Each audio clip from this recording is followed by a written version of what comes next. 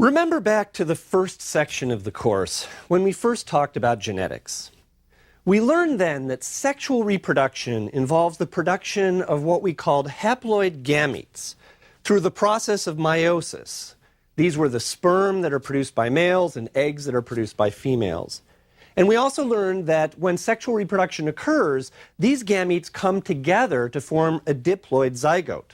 The zygote is a single cell, but it goes on to produce the rest of the entire organism.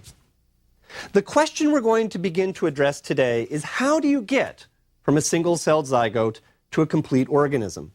This is a very simple question to ask, but as it turns out, it's a very difficult one to answer. In fact, this question, how you go from one cell to many different cells in development, has been at the very center of the rise of modern biology from the time of Darwin's day in the mid-19th century up to the present day, where it's been actually one of the frontiers of modern biology.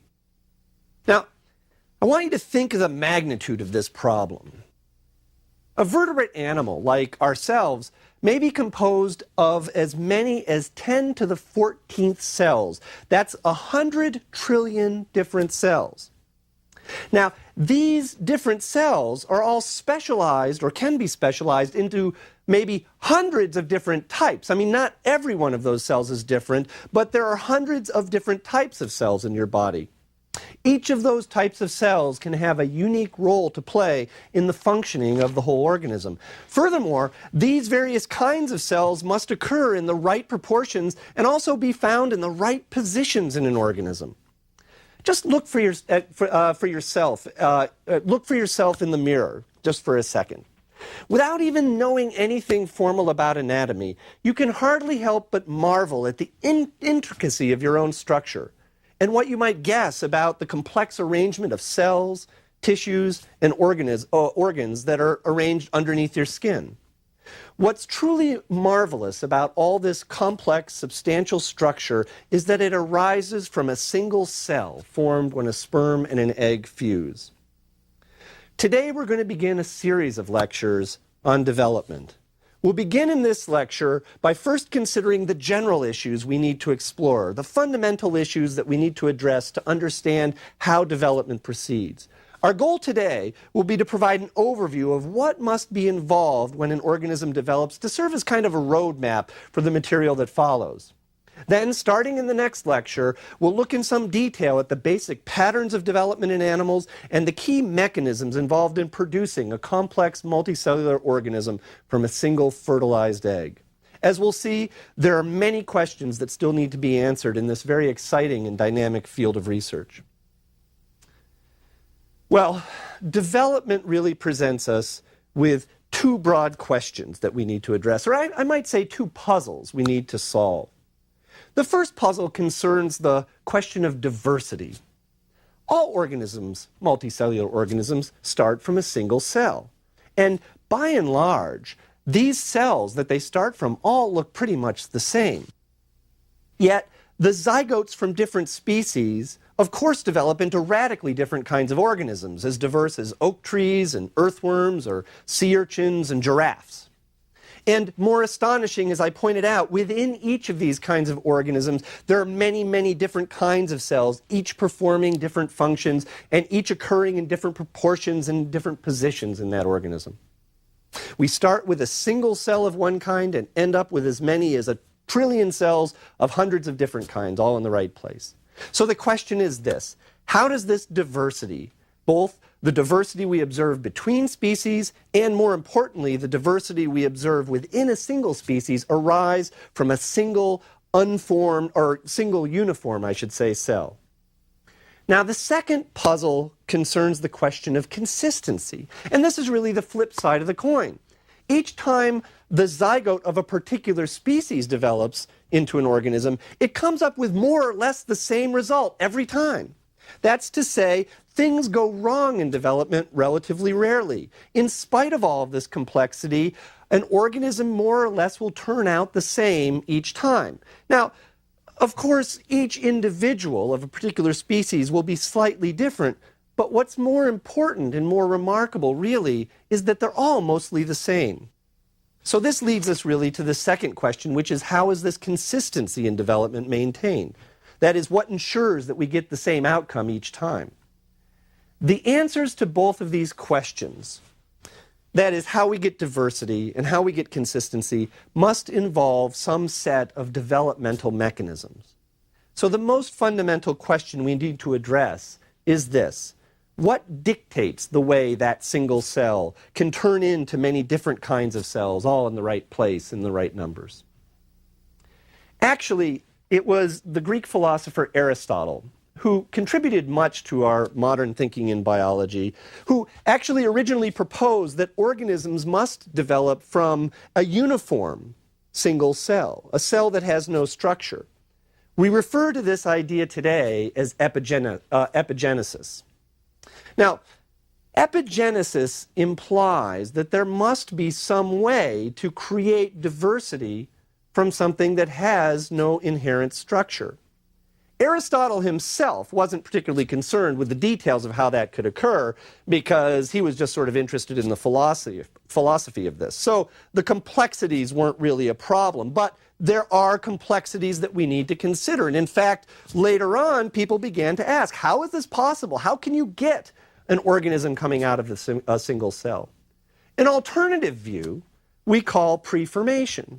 Now, the view preformation suggests that, in fact, an egg cell contains within it an entire miniature organism, and that what happens in development is that this organism just expands out.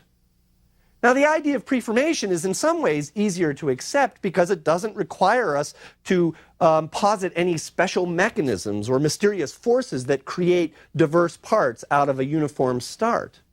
Of course, preformation has its own problems, which is to figure out how you can actually fit an entire miniature organism into a single cell.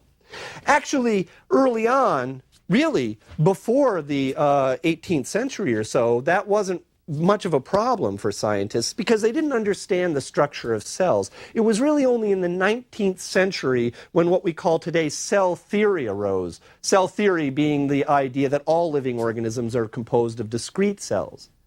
With the advent of cell theory, people started looking in more detail at the nature of those cells. And with improved microscopes, it became clear that if you looked very closely at a single zygote, or the earliest phases of a developing organism, you didn't see any miniature preformed organism enclosed in that cell.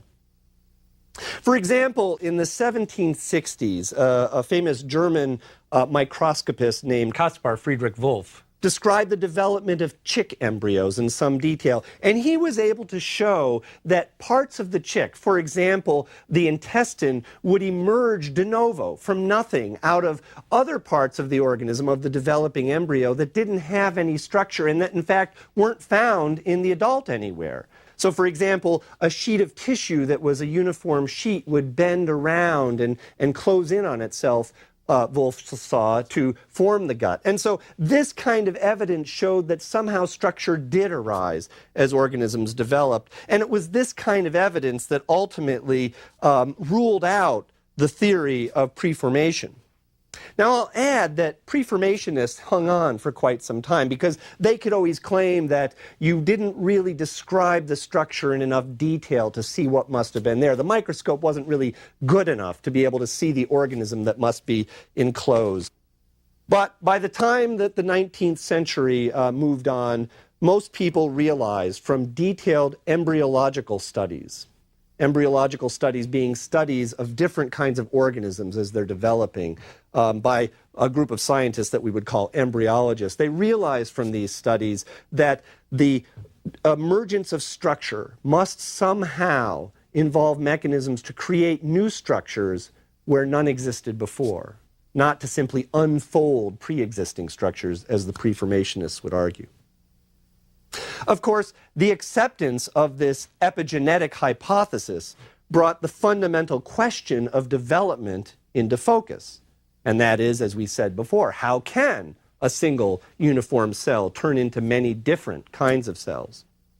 Having argued in favor of epigenesis, for example, embryologists such as Wolff could only propose that there must be some unique fundamental force of nature.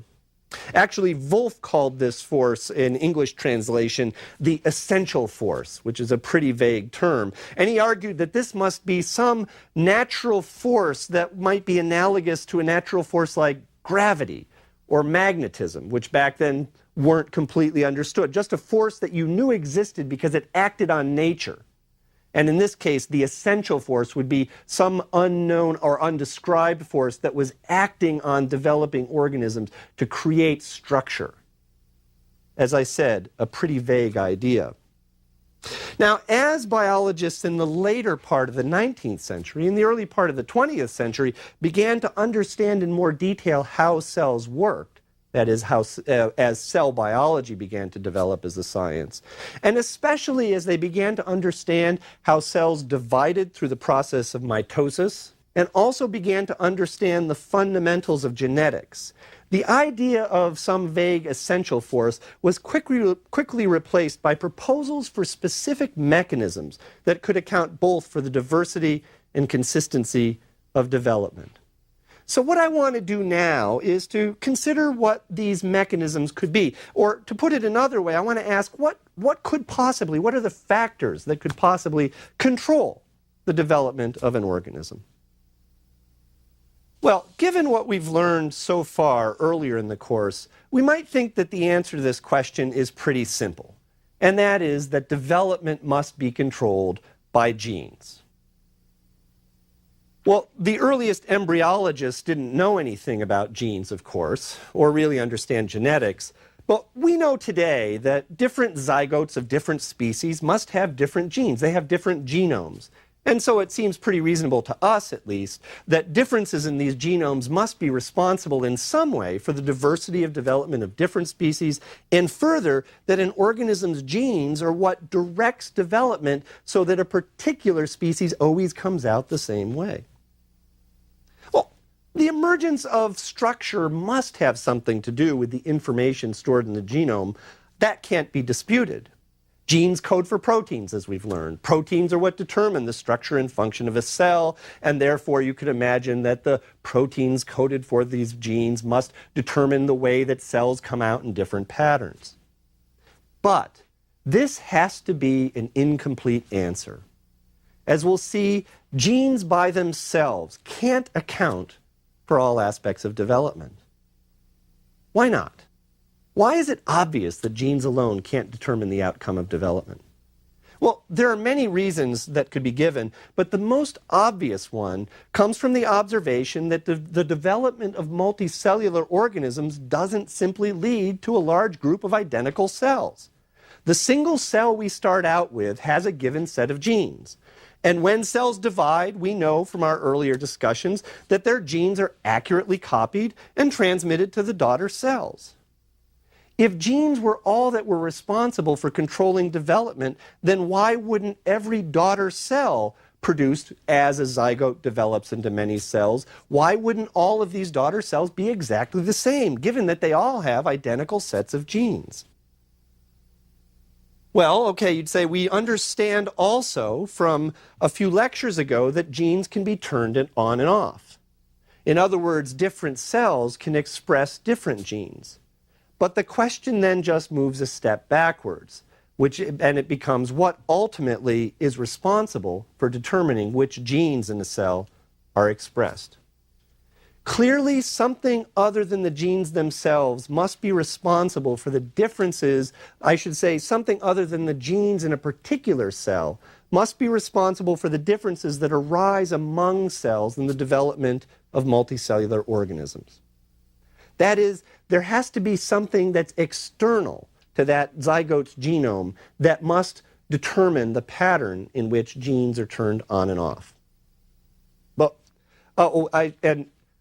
So we can refer to the factors that could turn genes on and off in general as the environment in which the genes find themselves. So what I want to do now is to turn to the question of what do we mean by the environment? What is it that could affect how genes are turned on and off. We're going to consider this question in general terms first in order to provide an outline of the issues we're going to look in more detail as we go along. Of course, the expression of genes can be modified or modulated by environmental factors that are completely external to the developing organism. And by environment here, I mean things like temperature or nutrition or other external outside things, the kinds of things that we would initially think of as the environment. And actually, the external environment can have an extraordinarily profound effect on the outcome of development in some cases. I want to give you a fairly extreme example just to show you how radically this external environment can affect the development of the organism. This is an example that comes from looking at the development of moths and butterflies. It turns out that some species of moths and butterflies develop into very different looking caterpillars or adults. The caterpillars are the young larval form, as you know, depending on the time of year that they happen to be born. In other words, a particular species of butterfly or moth might end up looking different depending on whether it's born in the spring or the summer. In fact, they can look so different that these two different forms, or morphs, would have been initially considered two different species. The best example I know of that illustrates this involves seasonal change in morphology in a moth with the scientific name Nemoria arizonaria, which has been studied by Eric Green at the University of Montana. The caterpillars of this species are camouflaged from predators by resembling the substrates they sit on. This is what we would call mimicry, and it's a very common adaptation among insects for avoiding visual predators. They look like what they're sitting on, the predator can't see them. Now, in the spring, caterpillars eat the catkins, or that's what the name is for the little group of flowers that are produced by oak trees. The caterpillars also mimic these catkins remarkably well.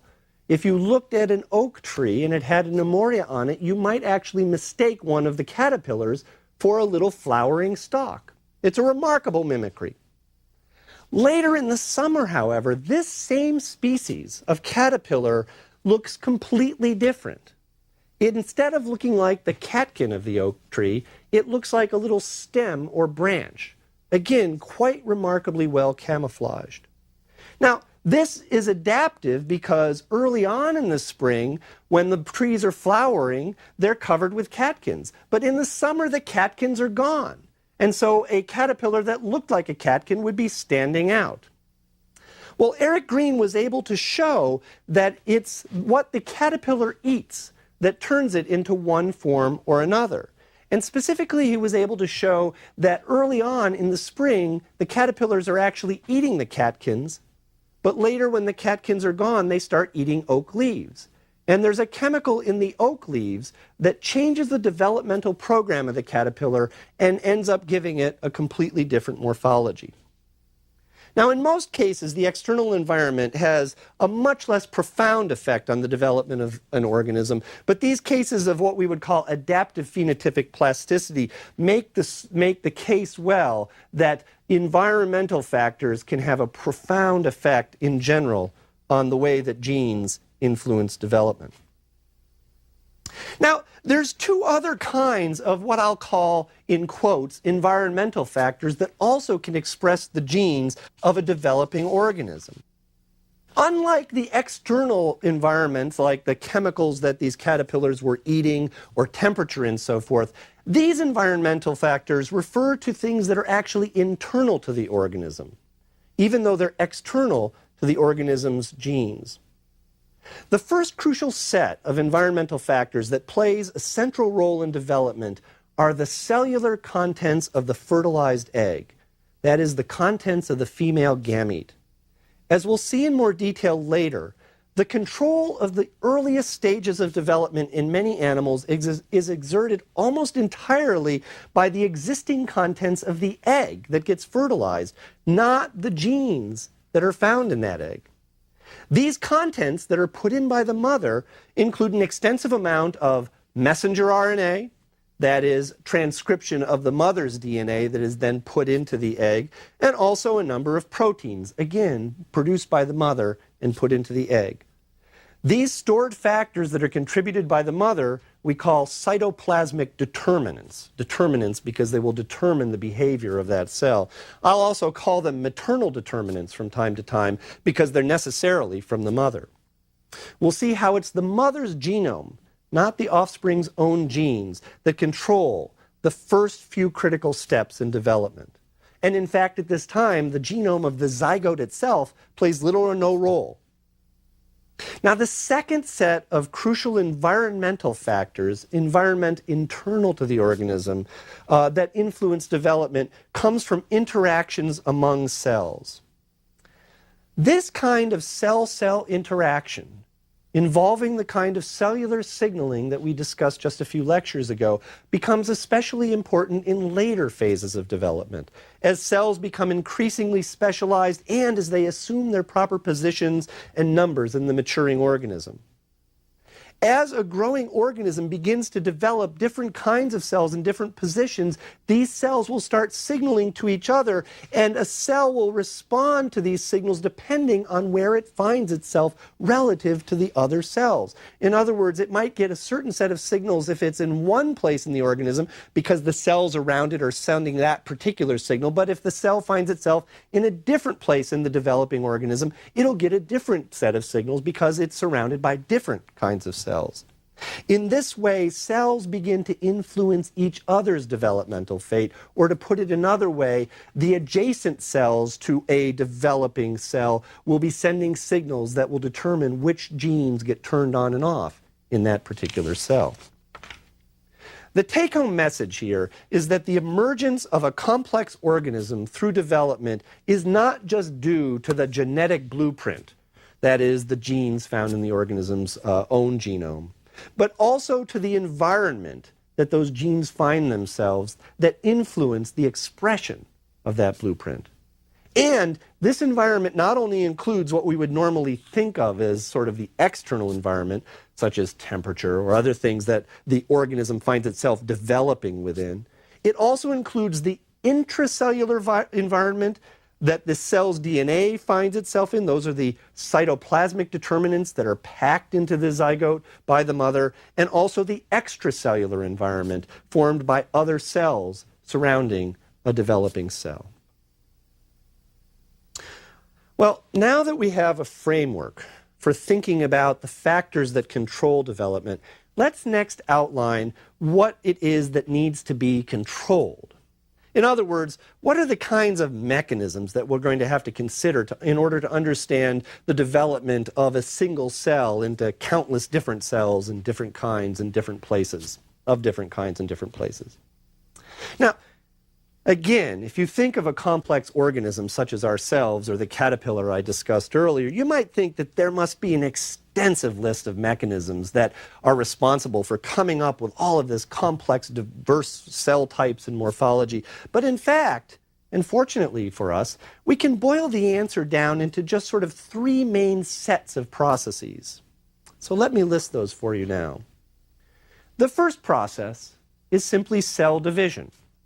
That is, when and how often cells divide. We've already looked at this mechanism earlier in the course when we studied mitosis. Of course, it's obvious that in order to get from a single cell to the many cells that make up an organism, cells have to divide, and they have to do so in the proper amounts. It turns out that when and where cells divide play a major role in the emergence of the structure of the organism. The second process we need to consider is called differentiation. Now, differentiation is the process by which cells become specialized to have specific structures and functions. The process of differentiation is where differences in gene expression most obviously play an essential role. And so it's here where our understanding of gene regulation will come into play. We'll see later how the process by which a cell's eventual fate is determined is a gradual one, with cells early on in development having the potential to differentiate into all sorts of different kinds of cells, but eventually having this potential diminish in later stages of development. The cells become more and more what we'll call determined and eventually differentiate into a particular kind of cell. Now, the third main process of development we'll call morphogenesis. Morphogenesis literally means creation of form. In development, morphogenesis refers to the mechanisms responsible for changes in shape and organization of the structure of organisms once they get into a stage where there are a lot of cells. There are a number of mechanisms involved in morphogenesis, and let me just list a few of the most important ones. One very important mechanism in morphogenesis involves the cells themselves changing their shape. Imagine for a moment that you're looking edge-on at a single sheet of cells, okay, a one cell layer thick sheet of cells. And because you're looking at it edge-on, you might imagine that as just a single row of cells, and because you're looking at the edge. And imagine that all of those cells just happen to be all rectangular. So you have a flat sheet with rectangular cells all neatly lined up. Now imagine that at one point in this line of cells, the bottom part of the cells began to expand relative to the top part of the cells, so that those cells in that section became shaped more like a wedge. Now, if you think of what would happen, you'd realize that as these cells became wedge-like, the sheet would begin to distend. In fact, it would sort of bulge downward. And as it bulged downward, it might form like a little depression or groove in that sheet. In fact, you might imagine that it bulges downward enough that the sheet could actually sort of come around over and form an enclosure. This is just an example of how changes in cell shape can change the layers of an organism. And as we'll see, this is a very important mechanism of morphogenesis.